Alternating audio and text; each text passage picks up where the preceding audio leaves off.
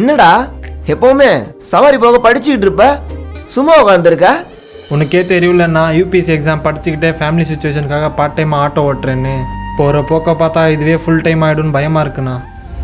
இதெல்லாம் கூட இருக்கிறவங்ககிட்ட சொன்னால் உனக்கு எதுக்குடா தேவையில்லாத வேலை, ஃபுல் டைமாக ஆட்டோ ஓட்டினாலே ஃபேமிலியை பார்த்துக்கலாம்லன்றானுங்க. கரெக்டாக தானே சொல்லியிருக்காங்க, போய் ஆட்டோ ஓட்டு.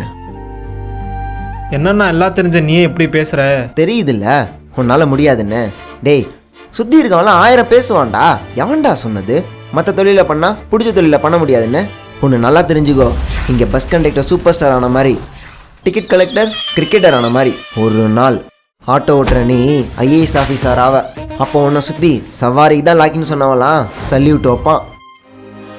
அப்போ நான் சொன்னதெல்லாம் ஐஏஎஸ் அதிகாரிக்கு புரிஞ்சிருக்கும்னு நினைக்கிறேன். எனக்கு சவாரிக்கு டைம் ஆச்சு சார், அப்போ நான் போடலாமா?